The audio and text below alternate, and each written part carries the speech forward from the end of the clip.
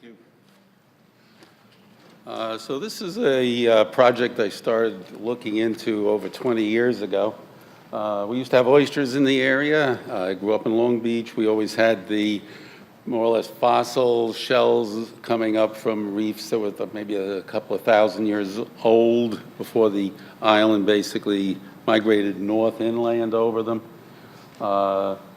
Old records showed them, but we really didn't have any left in the bay, so we're starting with a fresh slate. And how do you get started? Oyster reefs have been a problem. So I'll do it that way. So how do we get to this point?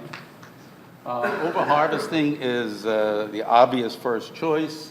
People were growing oysters in our bay up till about the 40s and 50s. Through the 1800s, what they were doing was buying seed oyster from Staten Island, the reefs in New York City Harbor, and then putting them on bottom, on worked bottom in our bay, and then selling them. And this was similar to what they were doing in Great South Bay. Great South Bay over near Bellport used to be lower salinity. The oysters reproduced well there. And then getting the seed oysters, the small oysters, moving them closer to Fire Island Inlet, higher salinity, higher water flow, and they would grow faster and then sell them. But what's going on? I'm sitting there trying to figure out how to reestablish them. What were we doing wrong for all those years? What was going right in the natural reefs? So the obvious thing is that it reduces egg production. If you don't have oysters there, they're not going to produce as many eggs, and you're not going to have as many sperm. So I think this is stealth factors. As I was looking into the research on how reefs function, one of the things that a couple of the papers pointed out, some of the work done in Chesapeake Bay, was that the spat, the young oysters, the larvae, when they were coming back and settling, often they'd be in nooks and crannies between the adult oysters, and crabs and some of the other predators wouldn't be able to get at them there. And then they'd grow up. A lot of these reefs, if you've seen reef-grown oysters, they're long, thin, they're gnarled. They're not the ones you buy in the store. And that's because they settled as spat down in these nooks and crannies and grew out. Another factor is just the vertical structure. Reefs are quite often high up off the bottom. And meanwhile, everyone was talking about the sedimentation, one problem or another, but they're often thinking of loose oysters, some of the seed oysters or the hatchery-grown oysters that are put on the bottom. They're sitting there, lower speed of water flow, which means less food. Also, any anaerobic conditions that are in the mud, any of the organisms around the mud are using up the oxygen, so you have this bottom effect of lower oxygen there. And you don't get that around natural reefs. In most of the cases, natural reefs are going to be up into the water. You're going to have more oxygen, more food, more turbulence. And I think a third factor that I've been thinking about, and I'll get back to this a bit more later, is as you're breaking up the reef, the oysters aren't as close to each other. So I started wondering, is this affecting the reproduction? There's broadcast spawners. So how does this fit in with one oyster over here is releasing eggs, another one over there is releasing the sperm? Are they even getting to fertilize?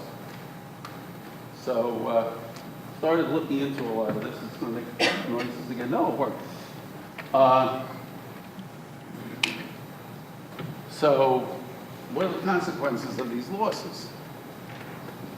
Well, economic loss. People can't make a living at it anymore. That's a problem.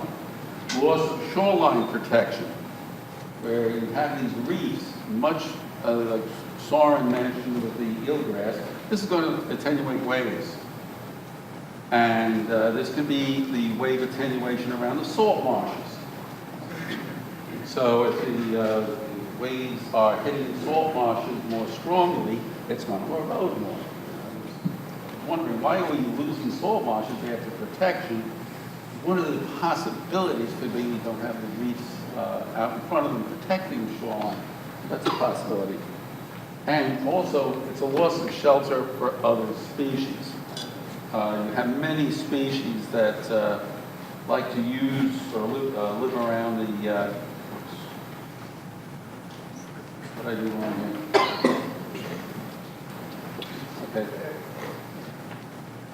That live around the, a lot of species like to live around the shoreline.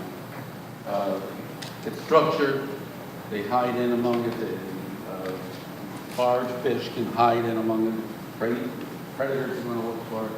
So you will get more species richness, more, at least that's what I always read, so we have to see if it was working that way. And finally, and this also fits in with the eelgrass, so it's a nice segue, you have the issue of water clarity. So this might be a missing piece with the eelgrass problem as well. Without a lot of oysters and clams filtering the water, it makes that kind of sweet spot for the eelgrass and some other things a little more difficult to get to, where you have enough nutrient but still have the water clarity. A situation like this, you have water clarity because it's filtering out the algae and it's using it for food. You actually need the algae for growing the oysters. Anyone who's been involved in actually running a hatchery, it is very difficult to get them to spawn without pumping them with a lot of algae. But you still end up with clear water. So it's going to make it a little easier to do things like grow eelgrass, because you'll have both the water clarity and some nutrients and other things going on, such as the oysters growing and feeding on the algae, making use of them. So, again, I mentioned before, a lot of the practices we were using, the traditional commercial practices, were being done all the way during the decline. The oysters were way down from what they used to be. So moving seed and replanting, that was done for a long time. Harvesting the reefs, there used to be massive reefs around New York Harbor, and moving these small ones over to Hempstead Bay, where we are. Well, it's a quick solution, but what happened to the reefs in New York City? They disappeared, collapsed, because they were being damaged. Replacing shell, throwing the shell back. It's been important in Chesapeake Bay. They've been doing it for over 100 years, a couple hundred years. It was done around here. Put the shell back, it will settle on the shell. But I'm very skeptical about using a loose shell. It was used for a long time, all the way down this decline. Microculture oysters. If you don't know what that is, well, these are the ones that get in the store. Nice, bowl-shaped shell, perfect shape. They grind up bits of shell, really small, so that only one or two, rarely two, but usually most of the time, only one larvae will settle on any one piece of shell, and then basically growing as a loose oyster at that point. Not a natural reef. I don't understand what a lot of people try to do is take these loose oysters and throw them on a shell bed and expecting it to be a reef. It's not a reef at that point. It works great if you're a commercial grower. A.J. Flowers and Son have been making a business out of that for 100 years or more. Oysters for market, perfect. But to reestablish the ecosystem services that the oysters provide, not so. A lot of the reef creation projects through the years is, okay, well, we put a lot of oysters out here, we've created a reef. Almost always fail within 5 years or less. So what can we do to do something different that might work and recreate a natural reef environment. None of these really recreate the reef conditions. So what can we do? Here's one we tried. This is our focus. It's not the only possibility, but it's the one we've been doing. Looked at what they were doing in South Carolina,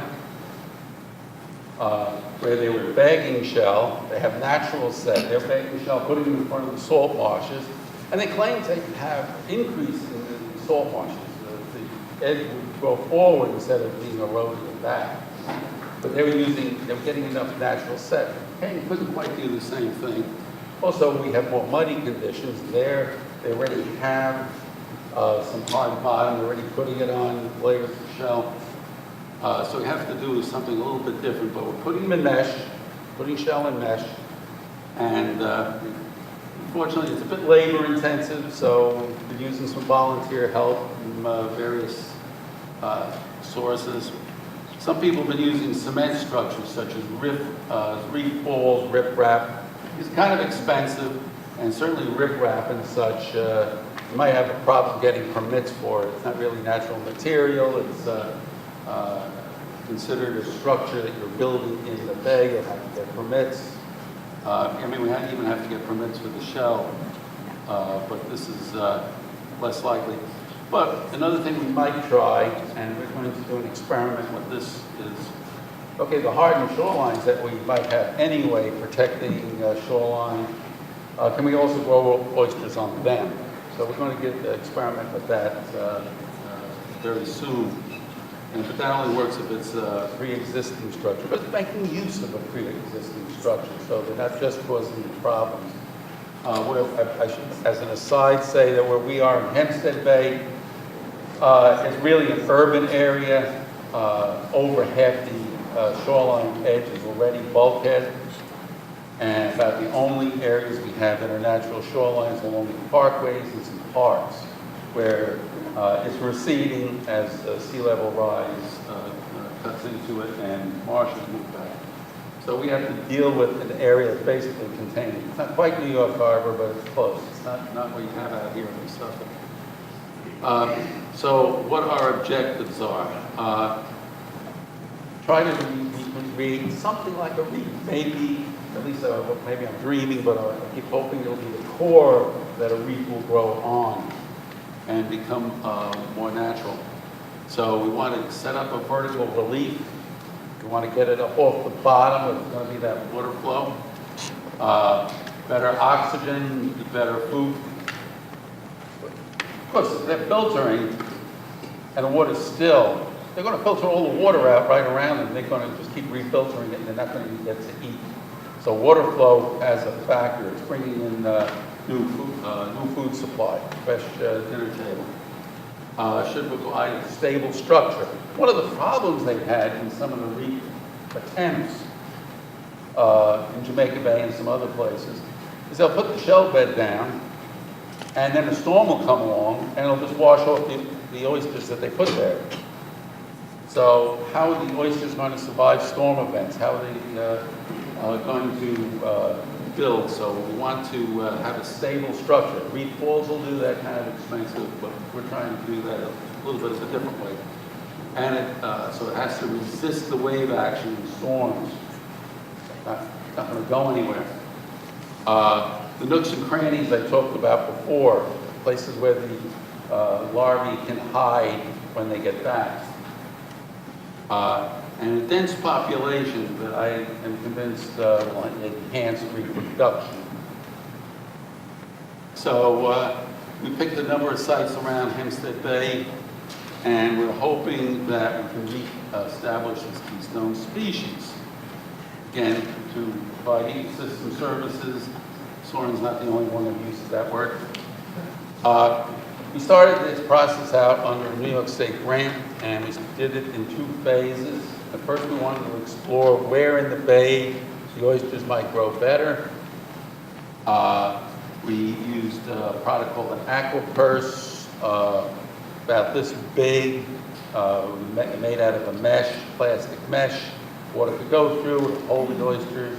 Then we'd go out and measure them on a regular basis, and we'd also measure the salinity, the turbidity, chlorophyll, water flow. We had a little current meter. We also used modeling done in Stony Brook and SOMAS to look at the water flow rates. And we did this in our West Middle and East Bay. So that's basically, other than the South Oyster Bay, that's all of the Great South Bay area, all of the South Shore Estuary Reserve that's not in Suffolk. And as I said, we visited this on a regular basis. Unfortunately, we had a lot of damage. We lost a lot of these aquapurses, and even the floats and the pilings that they were attached to disappeared during Hurricane Sandy. We had gotten to the point where we gave them each an individual number. We were trying to track them individually, and Sandy just destroyed a lot of these on us. So we were only able to get the information up till then. Results were growth correlated with tidal flow. This might be partly due to the resistance to the water flow from the mesh in the aquapurses. That might be a factor. But in general, again, more water flow you have, more food that's going to come past the oysters. They're not going to be refiltering the same water, and they grow faster. This is probably the reason historically, again, that in Great South Bay, they would harvest them back up around Bellport, where there wasn't much water flow, and move them to the inlet, where they grew faster. So this makes a lot of sense. But we did not find any effect with nutrients. We did not find any effect with the amount of chlorophyll in the water. It seemed to really, the only one we really saw a correlation with was the water flow rate. And we did find oysters resettling in these aquapurses. Kind of surprised us. We were only putting about 20 or 30 at a time. You might have a couple of years worth in there, different cohorts. So we're not talking about a lot of oysters, but we did find that. So this is some of where we had placed them. This is the growth rates, again, down here, where closer to the inlet, where the water was flowing faster, is where they grew the best, and up in some of the creeks and such, they did not grow as fast. Mortality, almost the exact opposite. They survived better in some of these high flow areas, even if they had a moderate growth rate, and higher mortality up here. Some of these areas tended to go hypoxic, where you had nutrients and algae and still water, lack of water movement coming in from inland, and that seems to be a problem. So even though this area here I had high hopes for, has the right salinity for reproduction, a lot of the other conditions are not right. You would find stratification, rainwater would be up on the top, might have a lot of oxygen there, and then the higher salinity water would be capped off, not circulating, and oxygen levels would drop. So that did not work quite as well as I would have liked. So here again, tide flow, very, very clear relationship with how fast the water was moving. It was definitely our biggest factor, more than oxygen and some of the other things that we're looking at. And we did get nice growth rates, and here's some of the, this was like a little cage inside to separate the different age groups, and we would get a new set on them. So that was working out quite nicely. Second phase was to actually create reefs. So here's where we were taking the mesh, the lighter mesh, bagging shell with the help of a lot of volunteers. We were also doing it ourselves. And then we would do spat on shell. So we put a couple of layers of just the shell, just the bagged shell, 2 or 3 layers on the bottom, particularly if it was muddy, maybe a couple of layers. Then we would do spat on shell in the bags, but we'd try to make sure we kept the orientation. Put little flags on so that we're not putting them upside down. We put them on top, and then we actually would use cable ties to hold them together so this would be one solid structure. It wouldn't move around in storms. It would last from year to year. And one of the stipulations in the permit from the DEC for installing these is we were supposed to test between the muddy and the sandy conditions. Because that's kind of the assumption, is that they don't grow where it's muddy. They don't grow where there's a lot of siltation. But by doing this, we found no difference. So some of the muddy conditions, they're growing fine. As long as, again, they're up in the water column and the sedimentation would occur nearby them. And actually, we want to encourage sedimentation to help the salt marshes. But it has to fall away from them.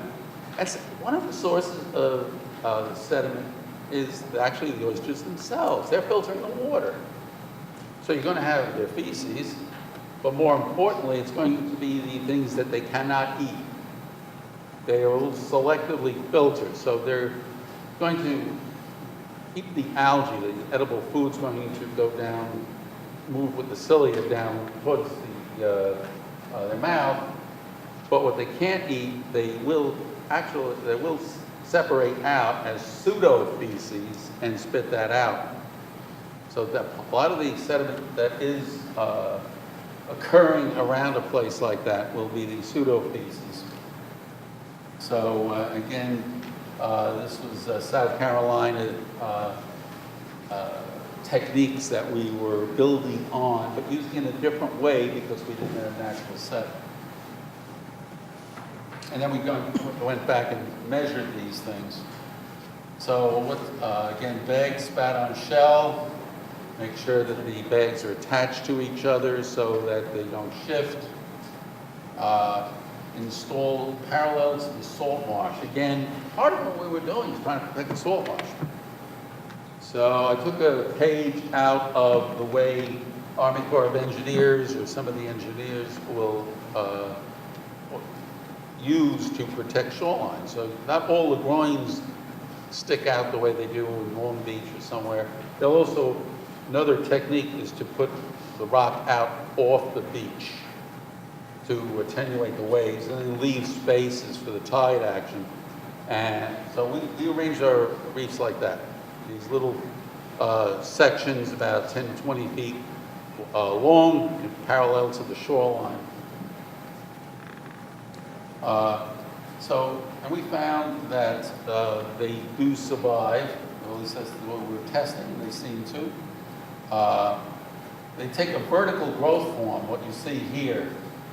This is not what you normally think of. A lot of people think, again, a lot of the early attempts to establish the reefs, what they do, they put these microculture oysters on the surface, they're sitting there flat. Near the bottom, lower oxygen, lower water flow. The natural way that they would grow on reefs is up like this. So this is, again, bringing them up out of the bottom so that they'll be filtering better. And we didn't open up the bags. The oysters will just cut their way through the mesh, and it works pretty well. We're hoping to increase one of the target was to increase species richness, sediment retention. So we're looking at the sediment in their salt marshes as a good thing. And we've also been adding we had been, and we want to do this again, add younger oysters.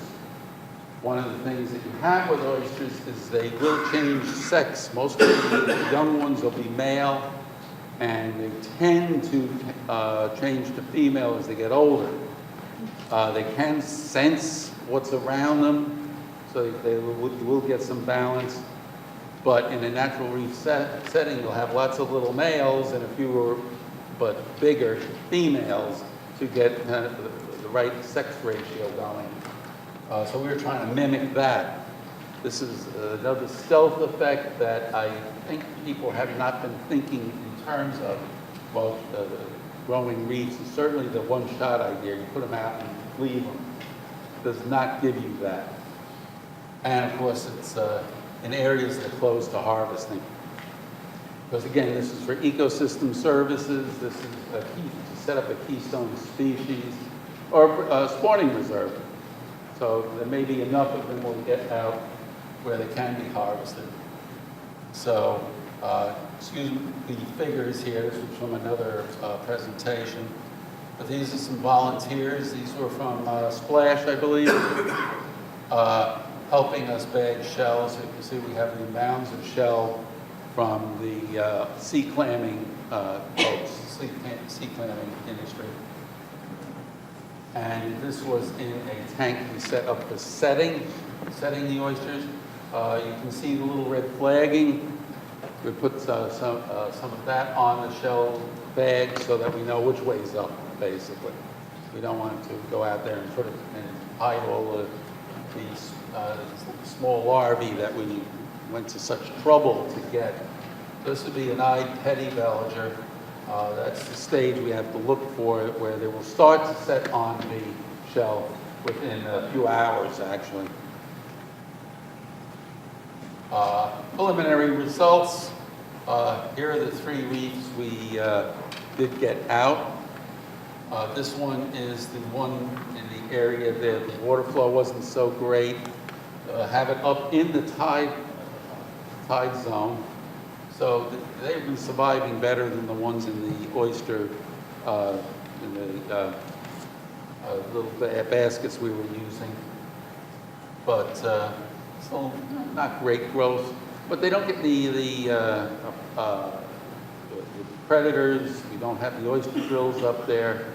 And they're probably not getting enough of the diseases to really affect them. Something we did want to look at more, but we just haven't had enough to look at the diseases. Here's where we had collected surface elevations. The little dots represent different elevations. We go out there with a centimeter grade GPS so that we could get measurements like this and look at changes through time. You might also be able to see that right here is one of these little sections.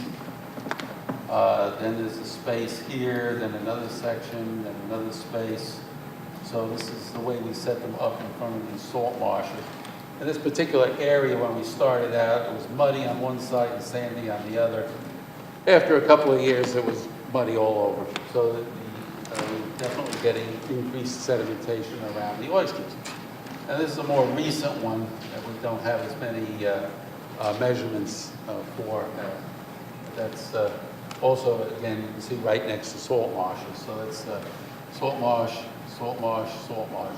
Again, that's part of our design criteria.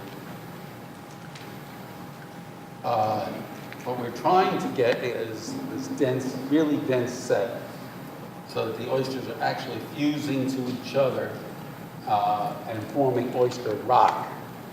Oyster reefs, decades ago, a couple of centuries ago, were big enough and hard enough, like a coral reef, that if your boat hit it, you would sink. Certainly not the loose oysters that are being thrown around. And at least my dream is that these will form the core of new reefs growing and being solidly connected.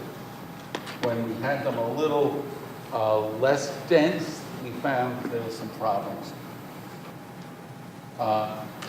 We have some additional data. This is just the first 3 years. We haven't had the personnel and the time to go through the data as much as we used to. We hope to get back to it, a little more funding.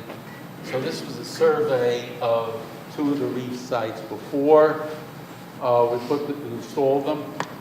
Did some netting and some sampling of the sediment to see what was there, and some of the species we found. This was an area very high in nutrients, so we had ulva, macronutrients, and number of worms and, of course, killifish.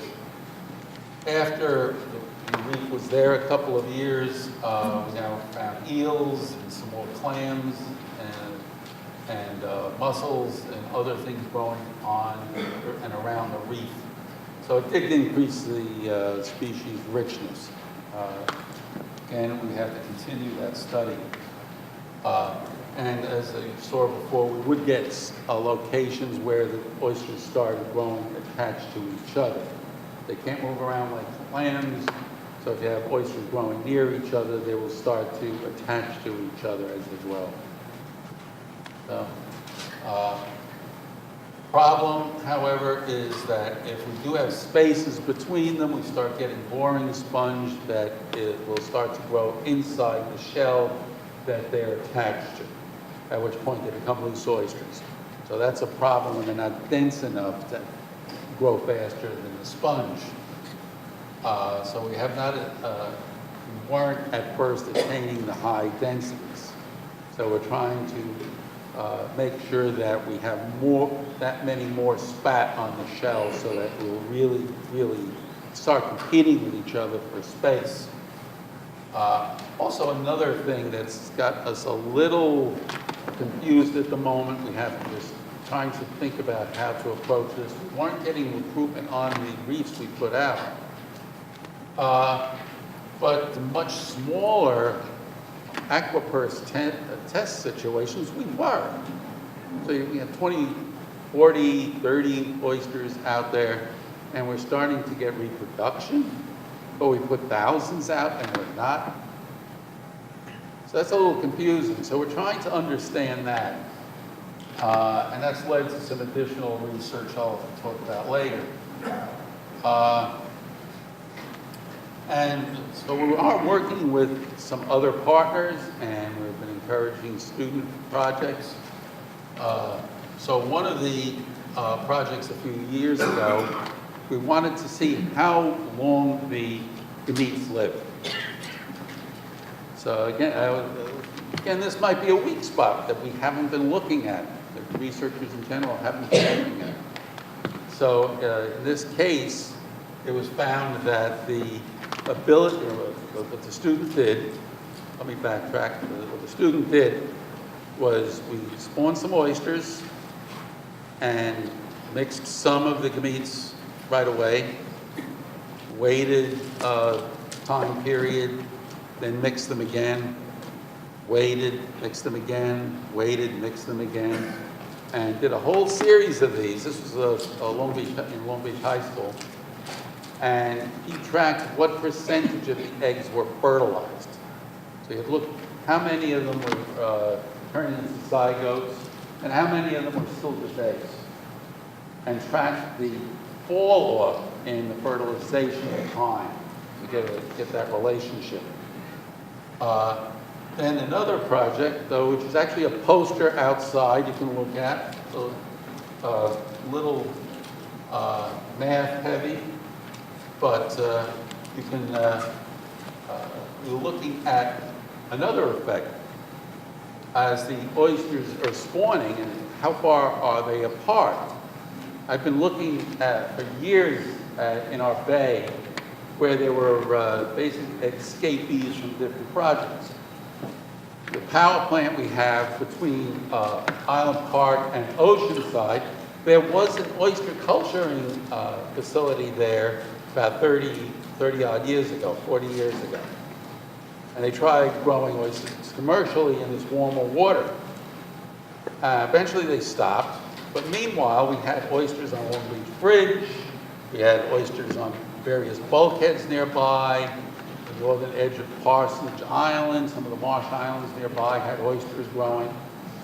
And as this attempt to have a commercial oyster facility there, went out of business. These other oysters would grow for a few years and die, and they were gone again. Why? Again, why would that fail? Why didn't that initiate a whole burst of oyster growth? So the thought is, at least my thought is that as you have this fertilization decline through time, and as it takes longer, as they're further apart, it's going to take longer for the egg and the sperm to meet. Well, maybe it's no longer viable. And it's going to be diluted.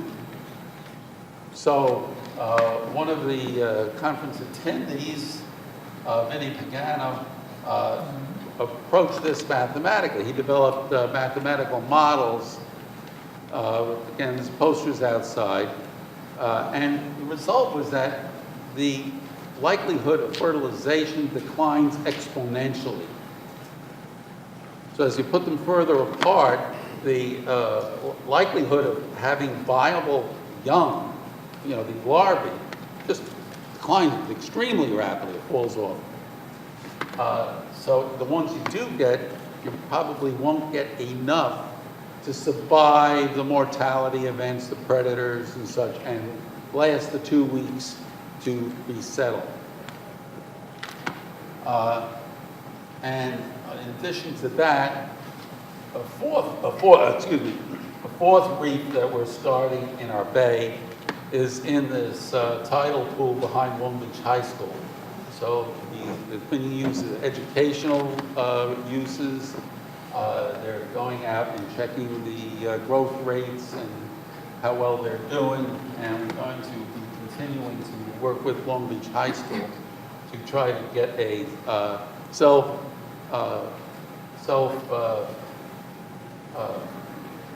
reestablishing a self-growing, reproducing reef in this tide pool, which is the bay is actually on the other side, and there's a culvert that feeds the tide in and out here. So that's another project that we're working with. So the future, we're going to try to have add additional oysters to the reef's existing reefs, try to keep the sex ratios and the age structure a more natural one. We're going to try to continue to measure the growth and survival, measure the impacts of the reefs on the surrounding habitat. Is it helping the marshes? Is it collecting sediment up near the marshes where it's useful, which is better than down in channels, which causes problems? The sedimentation rates there. The biodiversity, something we haven't looked at too much the past couple of years. We'll want to get back to that. And another important one is, again, the topic of the previous talk, water clarity. So they started to filter and clear the algae out of the water.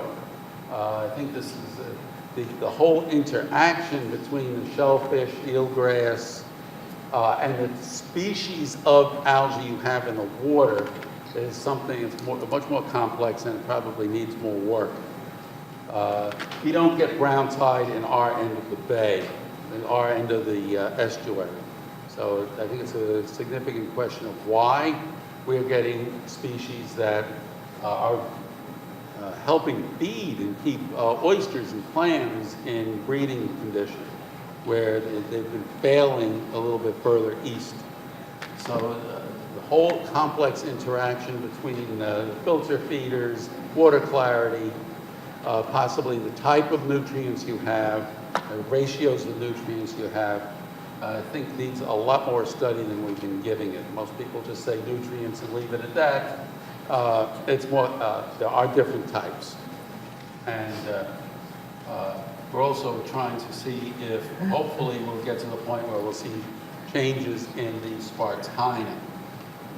So,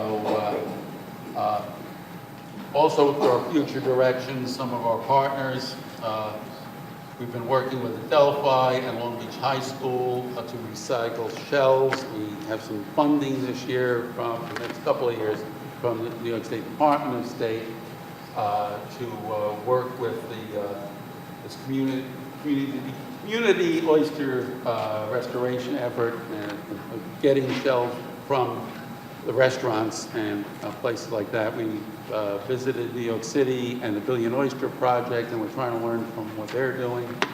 And recently, the CTUC came and visited us. They're interested in a project like this.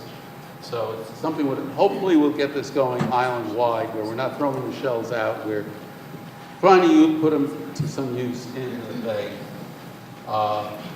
We also have funding to set up a living shoreline project, a couple of our islands where it's eroding on both sides. There's no grass in between anymore. We're going to see if we can focus on that spot to get increased sedimentation. We are able to expand our hatchery, so we have some funding for that. And of course, this larger effort to reestablish shellfish, we have some money there. And hopefully we'll have some additional student projects along the way that will help us. So some of the people that are involved from Long Beach High School and Adelphi, and a lot of the different people who have worked with us in our department, often students, often grad students that were employed for a few years. So thank you. Here's some of the people working on it. Any questions?